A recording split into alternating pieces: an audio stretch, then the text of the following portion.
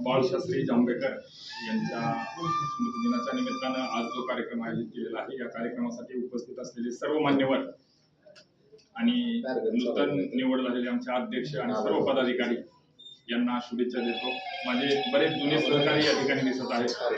तर मित्रांनो, आज जो कार्यक्रम आयोजित केला त्याबद्दल अभिजित पाटील आणि त्यांच्या सर्व सहकार्यांना धन्यवाद देतो। धन्यवाद यासाठी देतो की मित्रांनो, आमच्या अंगावर आम्ही जरी असं सुटापुटात दिसत असलो तरी ऑफिस कडनं आम्हाला काय जशी इतरांना पगार असते, मला वाटतं इथं जे उपस्थित आहेत त्यापैकी आम्ही पत्रकाराची एकमेव अशी असू की ज्यांनी बिनपगारी आणि फुल अधिकारी आहेत। मग हे काम कुठल्या एनर्जीवर चालतं?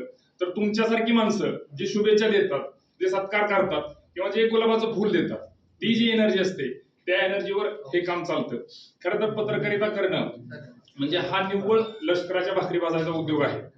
आणि मग अशा काळात आपण बघतो अमुक नेत्याचा वाढदिवस, तमुक नेत्याचा वाढदिवस त्यांचे डिजिटल लागले जातात, परंतु असं कधी दिसलंय का की अमुक पत्रकाराचा वाढदिवस आहे आणि त्याला कुठल्या तरी समाजातल्या एखाद्या घटकाने शुभेच्छाचं डिजिटल लावलंय किंवा त्याच्या सत्काराचा कार्यक्रम आयोजित केलाय, त्याच्या वाढदिवसाचा कार्यक्रम आयोजित केलाय?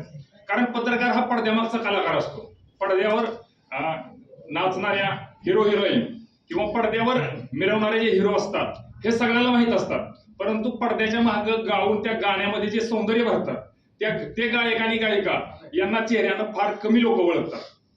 खऱ्या अर्थाने या सगळ्या पत्रकारांना त्यांच्या वृत्तपत्रासहित म्हणजे हे अमुकचे पत्रकार आहेत, ते तमुकचे पत्रकार आहेत असं सांगून जे समाजासमोर आणण्याचं आपण काम केलं त्याबद्दल आपणा सर्वांना मनापासून धन्यवाद देतो। आणि यापुढेही माड्याची जी पत्रकारिता आहे ती अशीच पारदर्शक राहील, हातात हात घालून चांगल्या कामाला नेहमी समाजासमोर आणण्यासाठी आमची पत्रकारिता प्रयत्नशील राहील।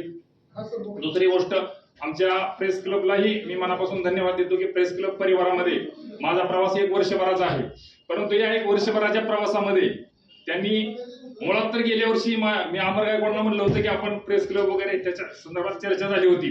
मुळात तर प्रेस क्लब मध्ये मला घेतील का, इथूनचा माझा प्रवास थेट मला उपाध्यक्ष पदाचं गिफ्ट देण्यापर्यंतचा जो प्रवास आहे तो यांच्या मनाच्या फार मोठेपणाचा प्रवास आहे, त्याबद्दल त्यांना धन्यवाद देतो। आपण अत्यंत सुंदर कार्यक्रम आयोजित केला, यापुढेही आपल्यासारख्या असेच कार्यक्रम आयोजित होतील आणि खरोखर पत्रकार आणि समाज म्हणजे यांच्यामध्ये सुरात सूर मिसळून हातात हात घालून यापुढे एक चांगली दिशा समाजाला देण्याचा आपण निश्चित प्रयत्न करू। आणि पुनश्च एकदा सर्वांना धन्यवाद देतो।